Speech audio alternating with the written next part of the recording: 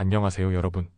오늘의 놀랍고도 흥미로운 영상 내용은 엔비디아 이익 급증, AI 붐에 대한 투자자들의 불안감 완화, 그리고 연준의 10월 금리 결정, 12월 금리 인하 가능성에 대한 반발 부추겨에 관한 것입니다. 시청에 앞서 좋아요 버튼을 누르고 채널 구독 및 알림 설정 또 잊지 마세요. 여러분의 관심과 지지가 저희에게 큰 힘이 됩니다. 첫 영상은 최근 글로벌 금융시장에서 가장 큰 관심을 받는 기업 중 하나가 바로 엔비디아입니다. 특히 인공지능 열풍이 전 세계 시장을 뒤흔들고 있는 가운데 이 회사가 발표한 새로운 실적은 많은 투자자들의 불안감을 상당 부분 누그러뜨렸습니다. 엔비디아는 10월 분기 매출이 약 570억 달러로 회사 역사상 가장 높은 매출을 기록했다고 밝혔습니다. 지난해 같은 기간과 비교하면 무려 62%나 증가한 수치입니다. 애널리스트들이 예상했던 수준을 훨씬 뛰어넘는 실적이었고, 이는 AI 데이터 센터용 첨단 칩 수요가 폭발적으로 늘고 있기 때문이라고 분석됩니다. 또한 엔비디아는 다음 분기 매출 전망도 상향 조정했습니다. 시장은 621억 달러 정도를 예상했지만 회사는 자신있게 650억 달러를 제시했습니다. 실적 발표 후 엔비디아 주가는 시간 외 거래에서 약 2% 상승하며 반응했습니다.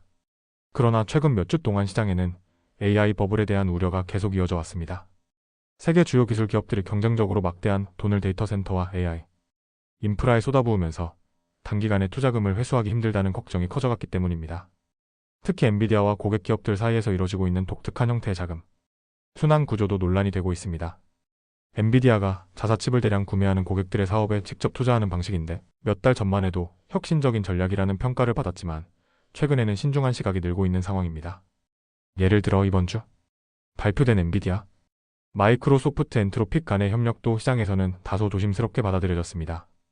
이런 분위기는 여러 유명 투자자들의 움직임에서도 확인됩니다. 손정혜 회장이 이끄는 소프트뱅크는 최근 58억 달러 규모의 엔비디아 지분을 전량 매각하고 새로운 AI 투자로 방향을 틀었습니다.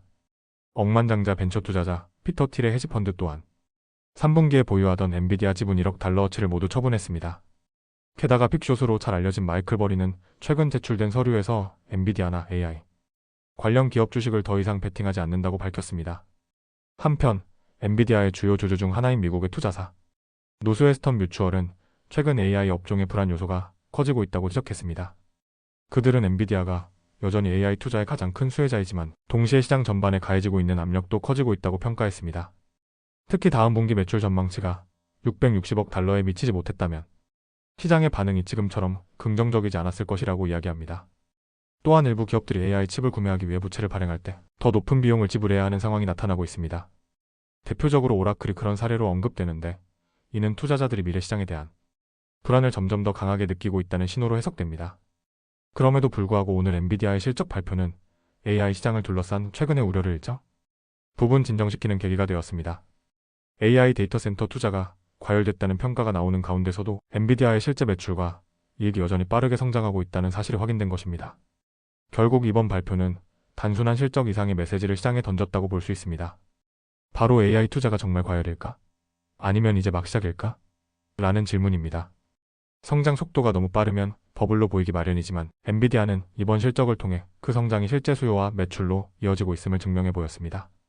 앞으로도 글로벌 AI 경쟁은 더 치열해질 것으로 예상됩니다.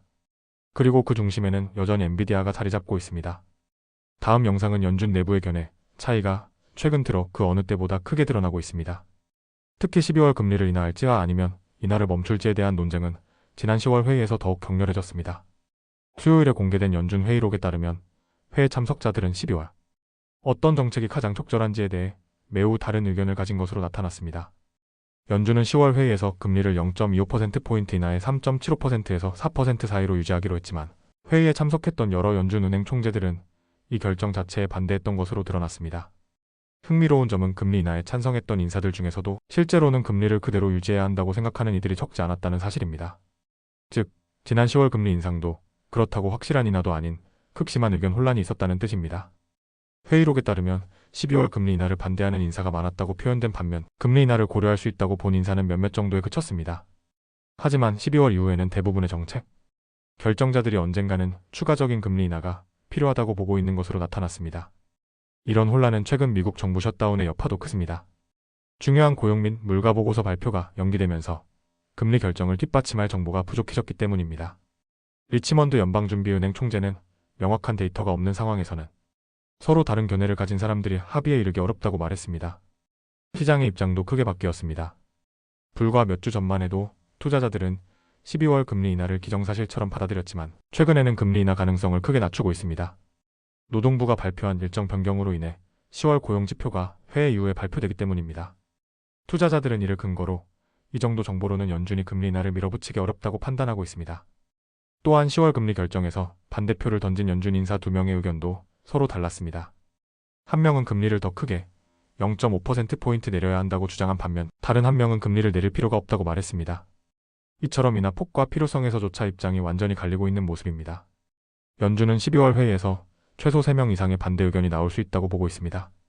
트럼프 대통령이 임명한 3명의 이사는 금리를 동결해야 한다는 입장이고 또 최소 3명의 연준 은행 총재는 금리 인하에 반대할 것으로 보입니다. 제롬 파월 의장은 이처럼 극단적으로 갈라진 상황 속에서 합의를 도출해야 하는 매우 어려운 과제 앞에 서 있습니다. 한 경제 전문가는 데이터가 명확한 방향을 제시해주지 않는다면 파월 의장은 어느 쪽을 선택하든 상당한 부담을 감수해야 하는 상황이라고 지적했습니다. 노동시장은 이러한 혼란의 중심에 있습니다.